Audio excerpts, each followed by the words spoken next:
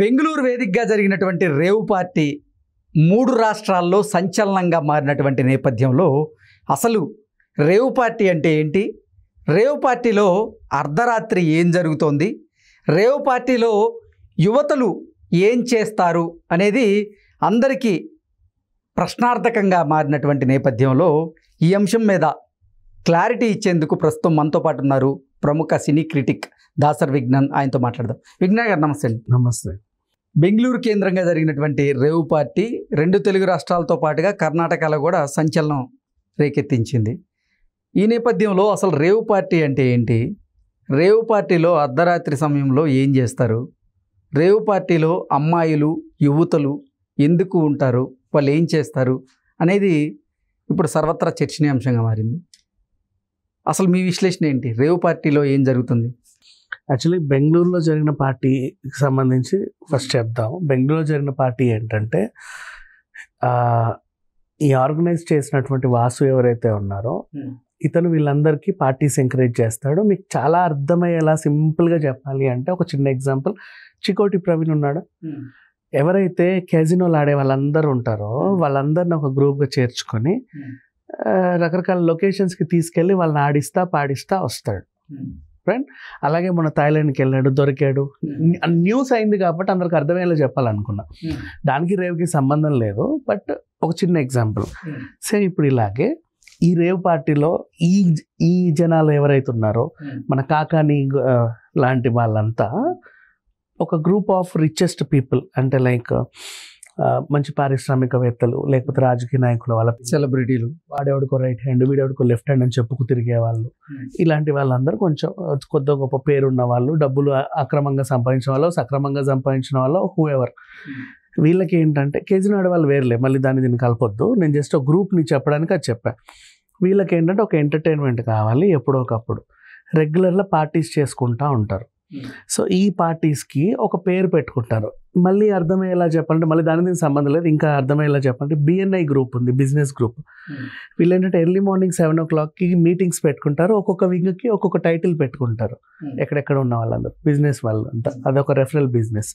So వీళ్ళంతా కూడా business people. వీళ్ళు ఏం చేస్తారంటే ఆ పార్టీకి గోల్డ్, సిల్వర్, ప్లాటినం, డైమండ్ లాగా ఇవి ఉంటాయి కేటగిరీస్. అట్లా వీళ్ళల్లో కూడా sunset to sunrise gold, sunset to sunrise silver, sunset to sunrise victory, sunset to sunrise elegance, ఇంకేదో ఇట్లా కొన్ని పేర్లు పెట్టుకుంటారు డైమండ్ అని. దాంట్లో భాగంగా అంటే ఒక్కొక్క దాంట్లో ఒక గ్రూప్, అంటే వాళ్ళ ఇప్పుడు sunset to sunrise silver అనుకో, ఆ పార్టీ విలువ నువ్వు 10,000 కడితే చాలా పార్టీకి అటెండ్ అయ్యి వెళ్ళిపోవచ్చు. 10,000 కట్టి ఎంట్రీ మాత్రమే ఉంటుంది. అక్కడికి వెళ్ళాక నీకు ఏమైనా కావాలంటే డబ్బులు కట్టి మిగతా అవన్నీ తీసుకోవాలి. అమ్మాయిలు ఉంటారు, నీకు కావాలంటే వాళ్ళతో మాట్లాడుకుని బేరమాడి వాళ్ళకి ఎంతో కొంత ఇచ్చి నువ్వు అక్కడ అనుభవించవచ్చు. ఓకేనా. డ్రగ్స్ ఉంటాయి, అమ్మాయి వాళ్ళు పెడ్లర్స్ ఉంటారు, నీకు కావాలి అనుకుంటే వాళ్ళకి డబ్బులు ఇచ్చి అప్పటికప్పుడు తీసుకోవచ్చు. మందు ఉంటుంది, కావాలంటే వెళ్ళి తీసుకోవచ్చు, నీ ఎంట్రీ మాత్రమే. ఇప్పుడు వీళ్ళు చేసిన విక్టరీ ఏంటంటే 50 లక్షలు. దీంట్లో ఈ ప్యాకేజ్లో నీకు ఏమొస్తుంది అంటే 30 మంది యువతుల్ని పెట్టారు. నీకు నచ్చిన అమ్మాయితో నువ్వు ఎంజాయ్ చేయొచ్చు, అండ్ నీకు ఎంతమంది నచ్చితే అంతమందితో నువ్వు ఎంజాయ్ చేయొచ్చు. ఆ అమ్మాయిలు కూడా అలాగే ఉంటారు, వాళ్ళు జస్ట్ బిక్నీలు, హాఫ్ న్యూడ్ డ్రెస్లు వేసుకొని ఉంటారు. అంటే అంత వెలుగు ఉండదు, కేవలం లేజర్ లైట్లో జరిగే ఈవెంట్ ఇది. నిన్ను ఎవడు తాకినా నువ్వేమనుకోవద్దు, అందరినీ నువ్వు ఎంటర్టైన్ చేయాలి. నీకు ఎక్కడెవడు ముద్దు పెడుతున్నాడో తెలియదు, ఎక్కడెవడు పిసుకుతున్నాడో తెలియదు, ఎక్కడెవడు ఏం చేస్తున్నాడో తెలియదు. నువ్వు అన్నిటికీ తెగించి అక్కడ ఉండాలి, ఆ పార్టీ అయ్యేంత వరకు నువ్వు ఉండాలి. ఓకేనా. ఇలా అమ్మాయిలు వచ్చారు అక్కడికి. అండ్ పనిలో భాగంగా దీంట్లో డ్రగ్స్, క్యాప్సూల్స్, పిల్స్ అన్నీ ఉంటాయి, ఇంజెక్షన్లు, ఉండాల్సిన దరిద్రాలన్నీ ఉంటాయి దీంట్లో మందుతో పాటుగా. సో ఇది రేవ్ పార్టీ అనేది నాట్ ఏ సెషన్, కొనసాగుతూ ఉంటుంది. ఒక 48 hours, 72 hours, లేకపోతే 24 hours మినిమం కంటిన్యూగా వెళ్తా ఉంటుంది. లాస్ట్కి ఒక దగ్గర ఎండ్ అవుతుంది. ఇట్లా ఒక పార్టీ జరుగుతుంది. ఇది ఇప్పుడు బెంగళూరులో ఆర్గనైజ్ చేసింది 2 days, Saturday completely, Sunday completely, and Monday రోజు మార్నింగ్ ఆఫ్టర్నూన్ వరకు యూ హ్యావ్ టు. అంటే మీరు చెప్పిన దాని ప్రకారంగా చూసుకుంటే లేజర్ లైట్లో అంటే నైట్ టైం అంటే ఓకే, మరి డే టైంలో ఏం చేస్తుంటారు? డే అయినా నైట్ అయినా వీళ్ళకు ఉండేది ఆ టెరిటరీ అంతా క్లోజ్ ఉంటుంది. ఆ టెరిటరీ అంతా క్లోజ్, కేవలం లేజర్ లైట్స్ మాత్రమే వెలుగుతూ ఉంటాయి. ఆ టెరిటరీలో మొత్తం కర్టన్స్ అన్ని నీట్గా క్లోజ్ చేసి ఒక చీకటి రూమ్లా క్రియేట్ చేసి పబ్లా క్రియేట్ చేసి నాన్ స్టాప్గా ఇవే జరుగుతూ ఉంటాయి. అండ్ అక్కడ రూమ్స్ ఉంటాయి. మళ్ళీ ఎవరన్నా ఆ యువతి నచ్చితే అలా రూమ్కి తీసుకెళ్ళి వాళ్ళ కార్యాలు ఘనంగా చేసుకొని మళ్ళీ తీసుకొచ్చి ఆమెను అక్కడ వదిలేయచ్చు. ఆవిడ మళ్ళీ ఇంకెంతమందితోనైనా ఎన్ని రూమ్లోకైనా వెళ్ళొచ్చు, ఎక్కడికైనా పోవచ్చు. వీళ్ళు వెళ్ళే రూమ్లో ఆల్రెడీ అక్కడ పక్కన ఎవడైనా ఉంటే వాళ్ళని కూడా వీళ్ళు ప్రైవసీ లేదు, వాళ్ళ విషయం వాళ్ళదే. నువ్వు ఈ పక్కకు వచ్చి నీ పని నువ్వు కానిచ్చుకోవచ్చు. అట్లాంటి విచ్చలవిడితనంగా ఉండేదే రేవ్ పార్టీ.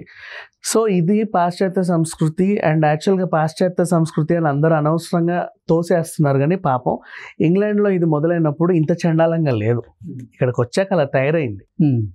అందరు సింపుల్గా ఇది పాశ్చాత్య సంస్కృతి మంది కాదు అని చెప్పేసి తోసేస్తున్నారు. కానీ చండాలం మందే. మన దగ్గరకు వచ్చాక ఇలా తయారైంది. ఇంగ్లాండ్లో ఉన్నప్పుడు రేవ్ పార్టీ, వీళ్ళని రేవర్స్ అంటారు. వీళ్ళ పార్టీ ఏంటంటే it's a socialise party. Socialise party మనకి ఎవరు పరిచయం లేని వ్యక్తులందరూ అక్కడికి రావడం, ఒకరినొకరు పరిచయం చేసుకోవడం, హ్యాపీగా వాళ్ళతో విందు చిందు మందు వేసి ఎగరడం, దొరకడం, మళ్ళీ ఎవరింటికి వాళ్ళు వెళ్ళిపోవడం. అట్లా పరిచయాలు పెంచుకునే పార్టీ అనమాట. సో రాను రాను ఈ రేవ్ పార్టీ అనేది తన రూపును మార్చుకుందంటారు. మనకి హిప్పీలు తీసుకొచ్చారు ఫస్ట్ గోవాకి. హిప్పీలు ఫస్ట్ గోవాకి తీసుకొచ్చినప్పుడు అక్కడ రేవ్ పార్టీతో అంటే ఈ పార్టీతో సహా స్లోగా గంజాయి ఇంజక్షన్లు అన్నీ చేరాయి అన్నమాట. ఇవన్నీ కాస్త ఇంకెక్కువ అయిపోయి నెక్స్ట్ తర్వాత ముంబై, పూణే, మన నగరాలు, హైదరాబాద్ నగరాలకు చేరింది.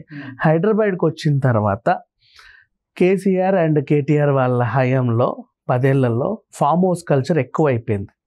ఓకేనా, శివార్ ప్రాంతం మొత్తంలో ఫామ్ ఉందంటే అక్కడ హౌస్ ఉండాలి, ఫామ్ ఉంటే ఒక హౌస్ ఉండాలి. యథేచ్ఛగా కొనసాగింది. ఎవరు వాళ్ళని డిస్టర్బ్ చేసేవాళ్ళు కాదు. ఫామ్ హౌస్లలో బోల్డ్ అన్ని పార్టీలు నిర్వహించుకునేవాళ్ళు. ఇప్పుడు రేవంత్ రెడ్డి సర్కార్ వచ్చాక అది నిషేధించారు. కానీ ఇంతకుముందు గత 10 ఏళ్ళు జరిగింది ఇదే. ఎక్కడైతే ఈ 10 yearsలో ఎంత డెవలప్ అయిందో మనందరికీ తెలుసు. స్మార్ట్ ఫోన్ డెవలప్ అయింది, మనీ డెవలప్ అయింది, ఇంటెలిజెన్స్ డెవలప్ అయింది, మనుషుల ఫ్యాషన్ శైలి డెవలప్ అయింది. ఈ డెవలప్మెంట్ అయ్యే ఈ 10 ఏళ్లలో హైదరాబాద్లో కూడా చాలా మార్పులు వచ్చాయి. చాలామంది శాలరీస్ పెరిగాయి, ఐటీ బాగా ఇంప్రూవ్ అయింది.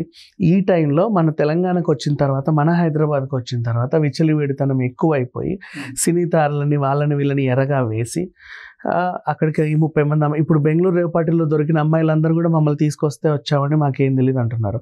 ఇలా తీసుకొచ్చి అక్కడ వదిలేస్తారు ఆట వస్తువులాగా. వాళ్ళ పేమెంట్లు వాళ్ళకు ఉంటాయి. సో రేవ్ పార్టీ పేరు చెప్పి వ్యభిచారం చేస్తున్నారు, డ్రగ్స్ తీసుకుంటున్నారు, పరిచయ వేదికగా అది మారుతుంది. పరిచయం కాదు, ఇంకా ఇక్కడ పరిచయం లేదు. ఇంకా పరిచయం ఎప్పుడో వెళ్ళిపోయింది.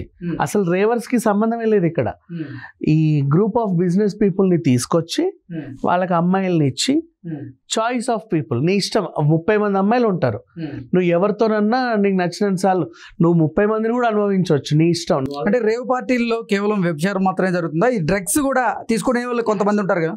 ఈ అమ్మాయిల్ని ఎర్రగా వేసే వీళ్ళని తీసుకొస్తారు. వాళ్ళ మెయిన్ డ్యూటీ ఏంటి? ఒకేసారి 2 రోజుల్లో 3 రోజుల్లో 30 మంది అమ్మాయిలను అనుభవించాలి వాడు. అర్థమైందా? అదొక బంపర్ ఆఫర్ వాడికి. సో అట్లా డబ్బులు పెట్టి ఒక రాజ్యం ఎత్తుకొని వచ్చాడు. ఎలాగో వచ్చాడు కదా, ఈ 2 రోజులు 3 రోజులు ఏంటంటే దానితో పాటుగా డ్రగ్స్, మందులు, గిందులు అన్నీ ఉంటాయి. ఎవడు అలవాటు ఎలా ఉంటే వాడు అన్నీ చేసుకోవచ్చు. ఎందుకంటే ఇది ప్రైవేట్ పార్టీ. నేను అడిగేవాడు లేదు, నీకు నొప్పించేవాడు లేడు. ఈ రకంగా జరిగే పార్టీ అనమాట. సో ఇదే రేవ్ పార్టీ. ఇక్కడ బెంగళూరులో జరిగిన రేవ్ పార్టీకి సంబంధించింది. కానీ రేవ్ పార్టీ అంటే అది కాదు, ఇట్స్ సోషలైజ్ పార్టీ. మన దగ్గరకు వచ్చాక అది చేడింది. ఓకే విజ్ఞాన్ గారు, thank you so much. Thank you.